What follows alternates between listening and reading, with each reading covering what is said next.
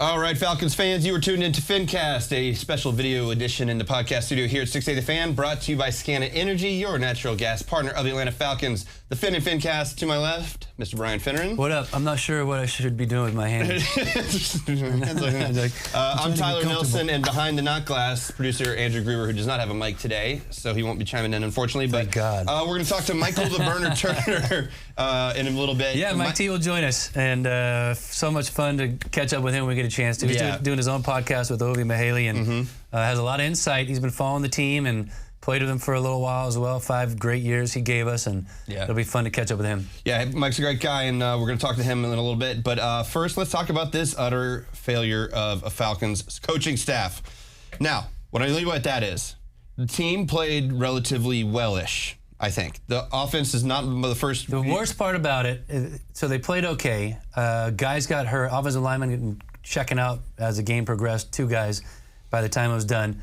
The worst part of that game was third down offense and third down defense, both for us, which is never a recipe for success. So that's what really drove me nuts. So there was a couple things for me, and first of all, I'm going to lead with near halftime.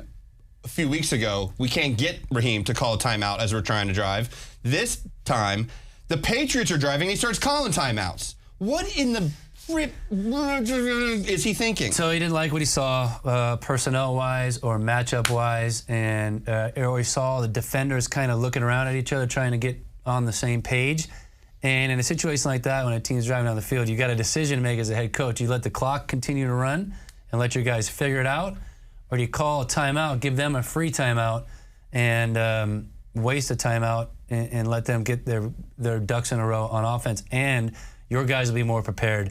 As it turns out, did they score? Well, that was the one. I mean, yeah, it did work out for our favor, where there was the strip fumble and recovery for Jalen Walker. Yeah. Strip sack, James Pierce Jr. scoop and almost score, and then you score a touchdown right before half. It was going to be 21-7 or worse.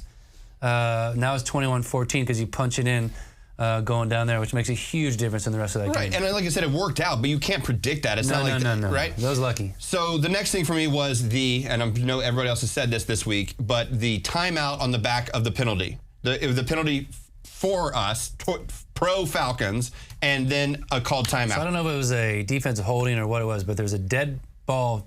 Clock is stopped. Move the ball to wherever it needs to go to. Now it's whatever, 1st and 5 or whatever. And then we get to the line of scrimmage after that timeout. And the play clock's running down, and you don't know what's going on, and you got to call a timeout from the sideline, and it's just like, guess what we could have used later in the 4th quarter? Yeah. A timeout? Yeah. No shit. So as soon as he did it, you almost knew that you call a timeout like that early in the second half, and you know as a Falcon fan, it's going to come back and bite you at some point down the stretch, and it pretty much did as the Patriots were able to run the clock out late. The last thing for me, and this is the last I'm going to leave it at, is after the game, there was the Raheem not only commenting, which didn't happen as we now know, about the other team clapping, but he applauded them for it. Like, good for those guys, well done. But like, when we saw Kirby Smart doing that, he was losing his ever-loving mind, as he should, because that's a 15-yard penalty. Okay, a couple things here. So the situation is 2nd and 10, going down to score late in the game. For whatever reason, the play clock is going down. It's 4 seconds on the play clock. We're in our pistol, whatever the hell it is. Again. Here goes Kyle Pitts, just now starts motioning across the formation. And the safety deep does clap on the motion to alert the corner that he's coming over. Right. But it's loud in there. You shouldn't be able to hear it, and it should not affect the snap count. Right. So the center snaps it at 2 seconds, right after Kyle Pitts runs by, and Michael Penix isn't ready for the snap.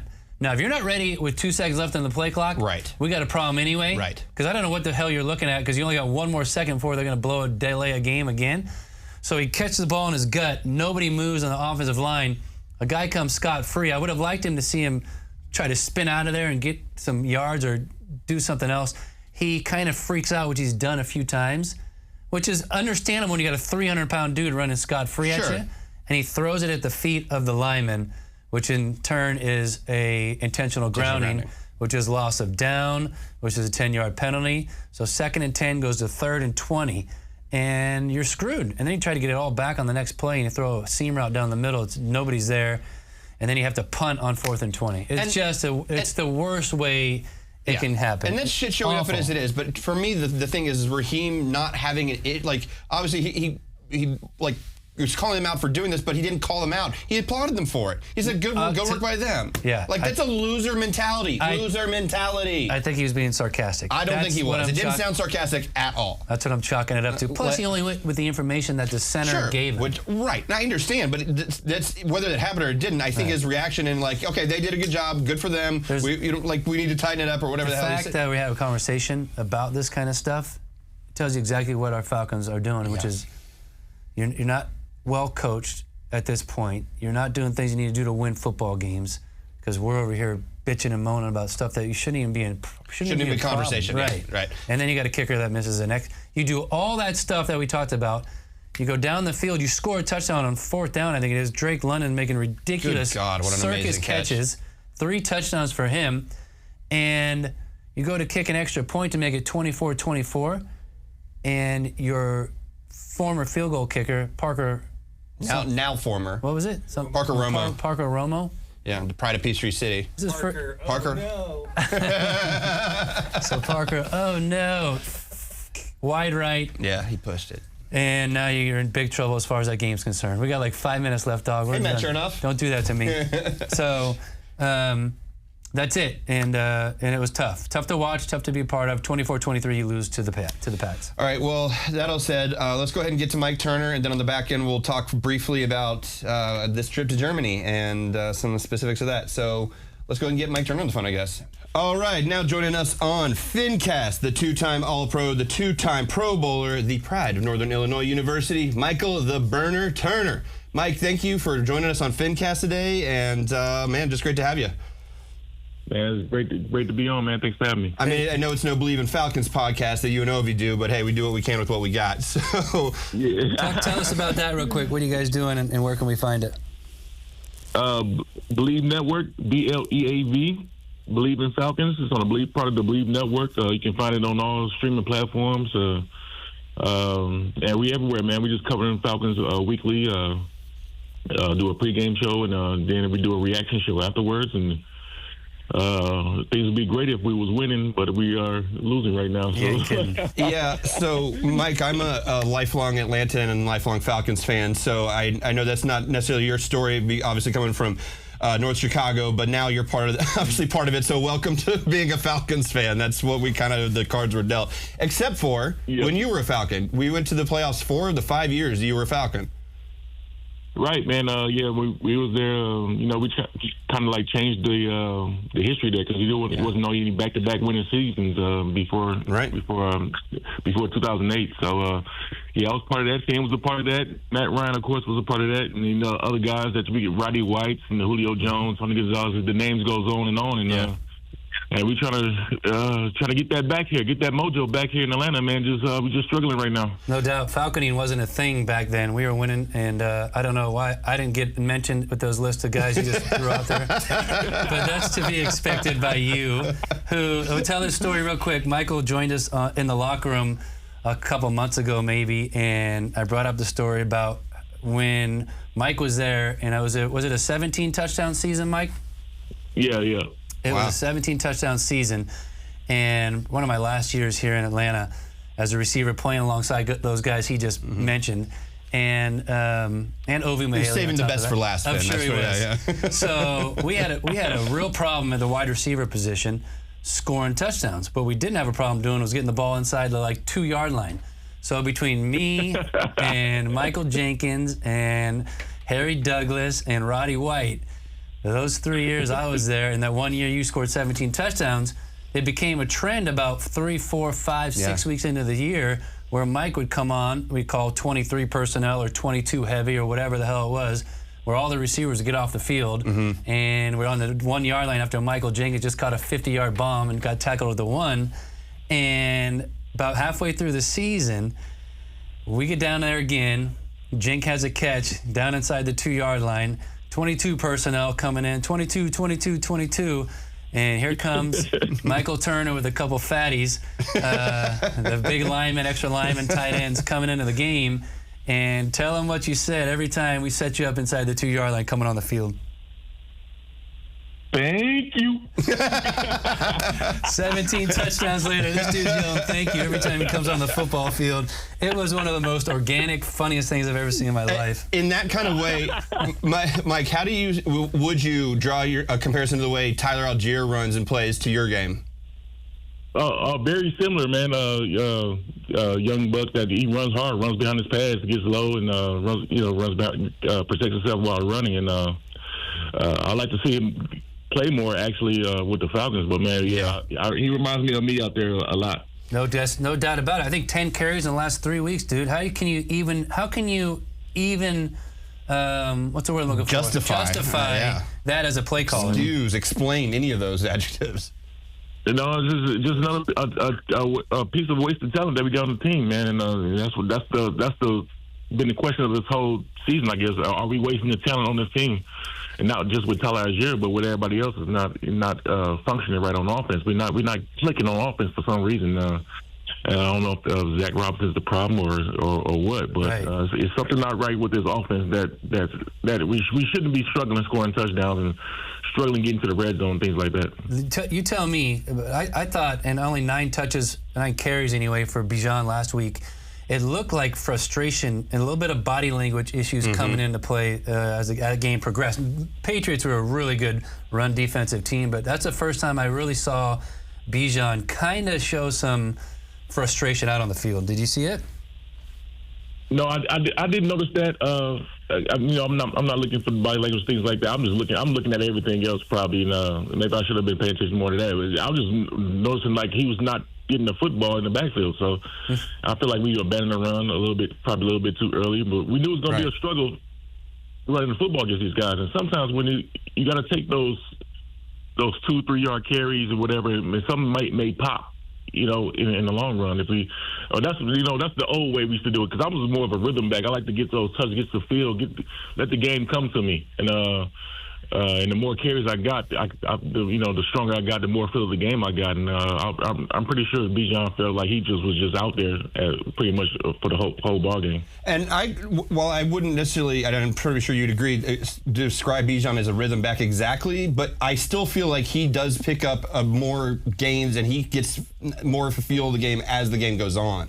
And to Finn's point about the body language and everything, we saw that in the last game too, and of course he had the fumble, so that maybe he was part of it, but that also makes me think of what I saw one of the notable things for me, and I want your input on this too, Mike, is not every time, but when something would happen with Drake May, they'd cut to the sidelines and Mike Vrabel was there with his hand on his shoulder. He was talking to him, and you could tell there was positive re-encouragement. There's any communication at all. And the entire season, all we've seen from Raheem Morris is him standing there with his arms crossed, either looking up at the Jumbotron, but certainly not over-talking to his young quarterback. What is your opinion and take on all that?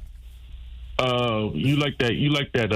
Well, I didn't have any coaches in my ear like that either, so I can't say that's needed. But because I had my running back coach, it's something on the sideline needs to talk to the guys. We after each series we get together as a group and go over things, and then that was our little pep talk. Or our next drive, we're gonna get better and do this and that and fix this, fix that.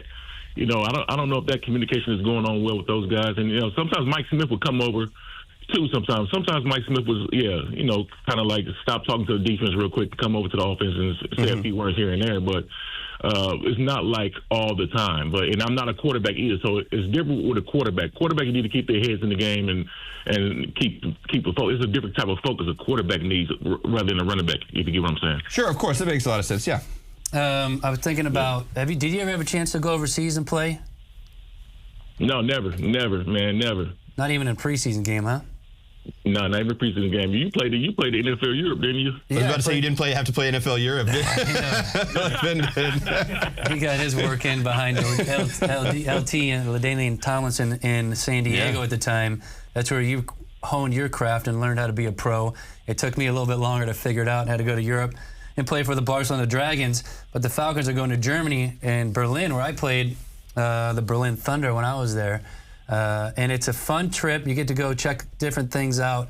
I think Mud Duck, our former center, Todd McClure, is there now. They go around and visit different air bases and do a bunch of stuff with some military personnel there as well. So we interviewed Herm Edwards this morning, Michael, and He intimated the fact that the Colts, not that they're not a good football team, but something may have been shown last week about them as the Pittsburgh Steelers took care of business, forced 6 turnovers, got after the quarterback quite a bit. How do you see this thing turning out for the Falcons in Germany against a really good football team in the Colts? One thing I feel like this trip could get our minds off of off losing like 3 football games in a row, whatever, and go out there and playing loose and playing free.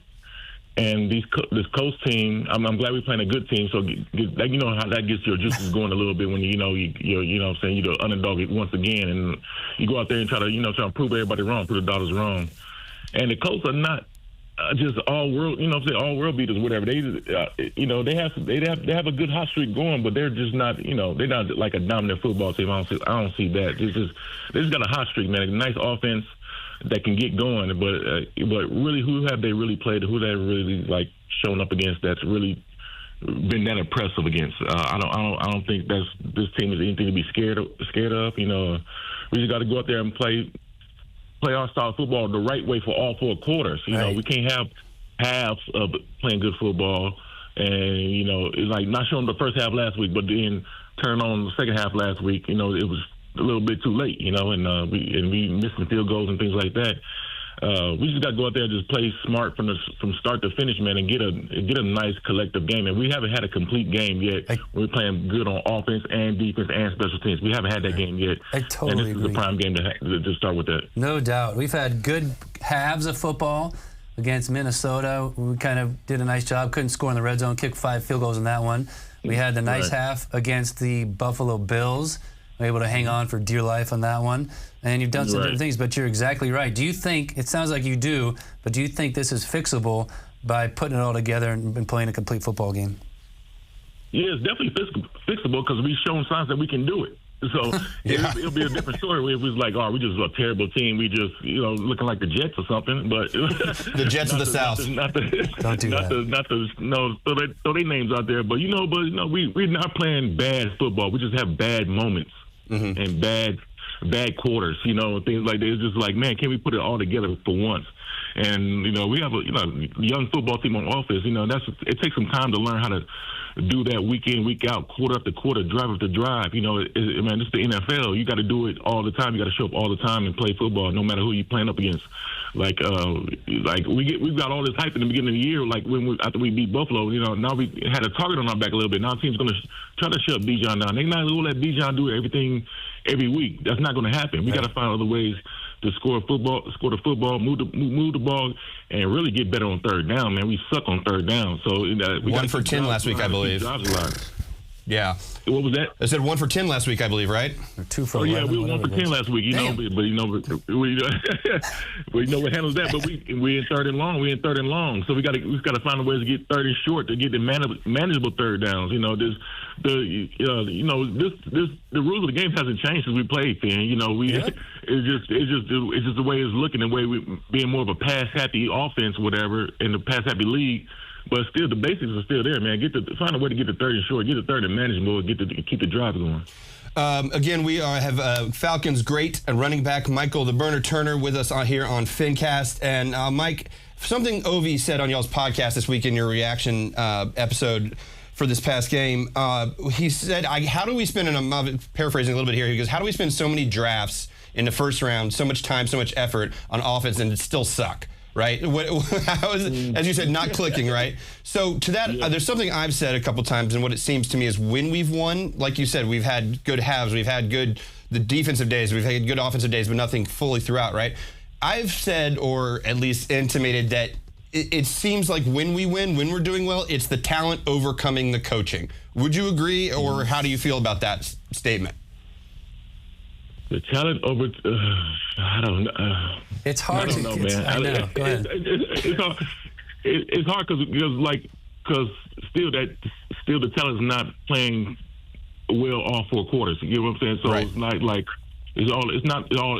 It's a combination of coaching and talent is not. Well, I mean, like, just to use an example, this past game with Drake London had a just phenomenal game, right? Some incredible catches, Right. and we still lost. I think whether the statistic was when a team has 6 sacks and 2 turnovers, they're like 44-0 since the 1960s. That's remarkably bad, right? So that's Drake, in my opinion, overcoming the coaching a little bit, even though we still lost. And so that's what I mean, I guess, right?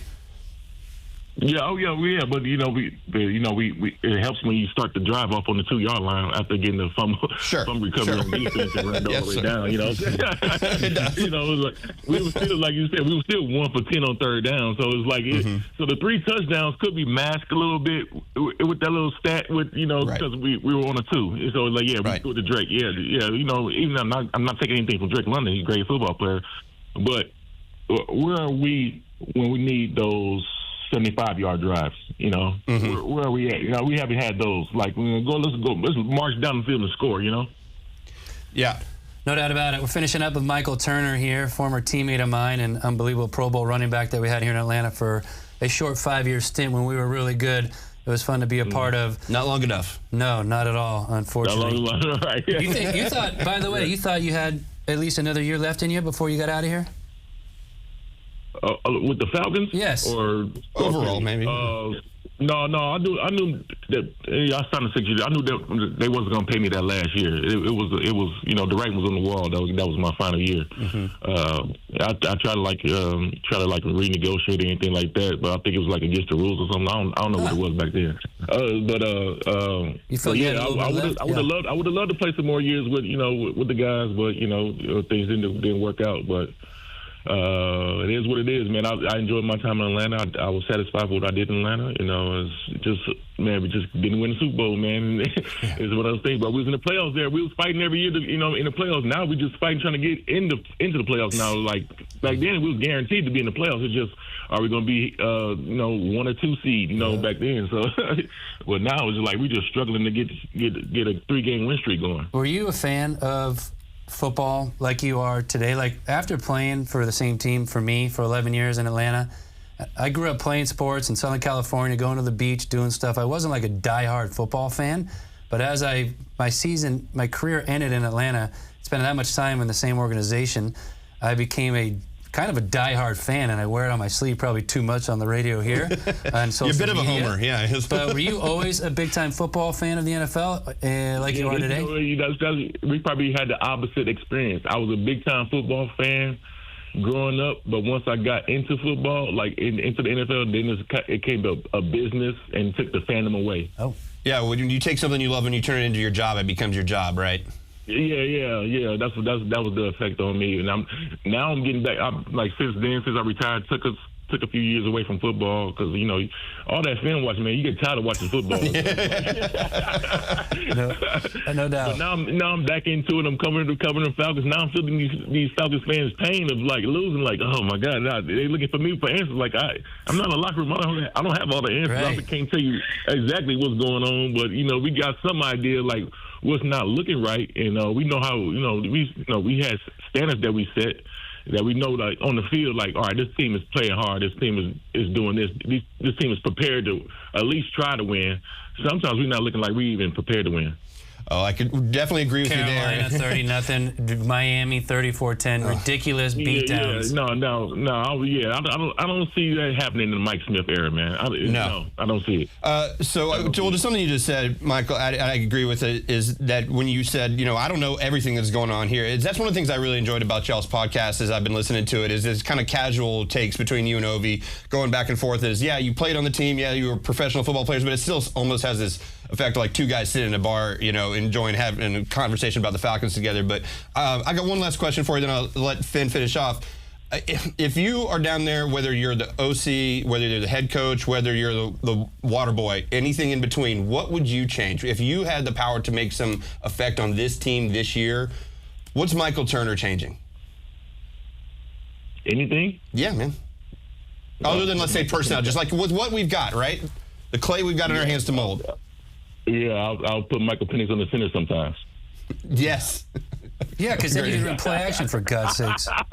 You know what? I just not understand the pistol right now, and I don't understand the obsession of it to be lined up in it every down. So those of you listening, the pistol formation is where the quarterback's in shotgun about 5 yards deep, and then the running back is 4 yards behind him, and right behind him. Talk about what that vantage point is for Bijan Robinson, looking at the back of his quarterback. I would imagine it limits what he can see on the defensive line of scrimmage. Yeah, we missing pre-snap reads, and not only does it affect the run game, it also affects pass protection. Like, I need to see who's hitting that they're going to blitz. You know, just you get that little jump. The pre-snap reads are critical, man, and I think he's probably missing out on that too. No doubt about it. All right, Michael Turner, thank you for joining us today. We've got a couple things for you. Favorite place to play in the NFL when you played? New Orleans. Oh. Did you have big games there or something? Because that thing's a shithole. The food's good, though. I love that atmosphere. I love us being hated in there. And no matter what time of day you play there, it always seems like it's prime time in there. The way it's lit up in there. Yeah, that is very true. That's one of the best rivalries in sports. Yeah. One of the best rivalries in sports too. Yes, no doubt about it. But I love that crowd. Their interaction with the game. You know, they really. No matter what their record is, I feel like that crowd was always into the game, and it was our job to shut them up. That is exactly right. All right, who's the last former teammate that you made a phone call to? You not included? Phone call? Yeah, not me. I made a phone call to. Phone Let me call. see. Did I call Roddy lately? Ovi, I guess. No, we don't count. Ovi. I always talk to Ovi now, but I think other than Ovi, you know, we got something coming up with Michael Jenkins coming up, so I'll be making a phone call with him pretty soon. All right, sweet. SoCal or Atlanta? Ooh. Price-wise, Atlanta. The scenery? Come on, you can't do yeah. California. Price-wise. We got a lot of trees here. A lot of trees. Yeah. All right, well, we'll be tuning in to you and Ovi, checking out on Believe podcast over there for sure. And before we let you go, I just want to say thank you. Thank you. All right, buddy. Mike, thanks for coming on the podcast, man. Great talking to you. All right, man. All right, holla at y'all. Bye. Later, buddy. All right.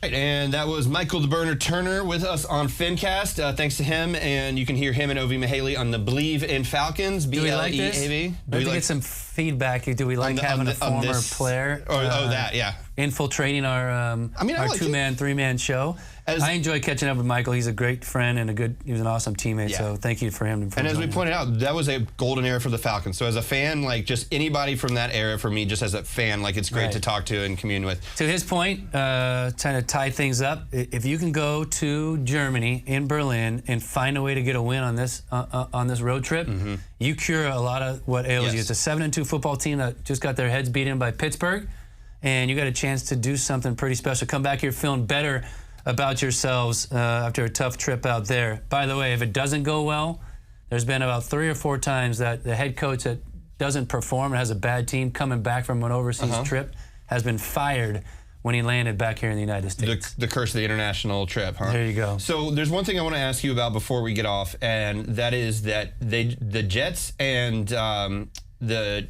Colts did a trade, and the Colts acquired Sauce Gardner, who was a 4th overall pick, I think, a couple years ago, cornerback. So we've got 2-time All-Pro, not 2-time Pro Bowl, 2-time All-Pro. Yes, meaning the best at his position for that side of the ball. And him and Drake London, we're going to see. Obviously, Drake had a great game, as we just talked about this past week, and now him. So what do you make of this? Because, let me real quick say, the Colts are 16th in total defense, 26th in passing, 4th in rushing. So they have a great rushing defense, right? And their passing was obviously bottom of the league. Now they have Sauce Gardner. Yeah, they did that because they got to go against teams like Buffalo and Kansas City in the playoffs get near.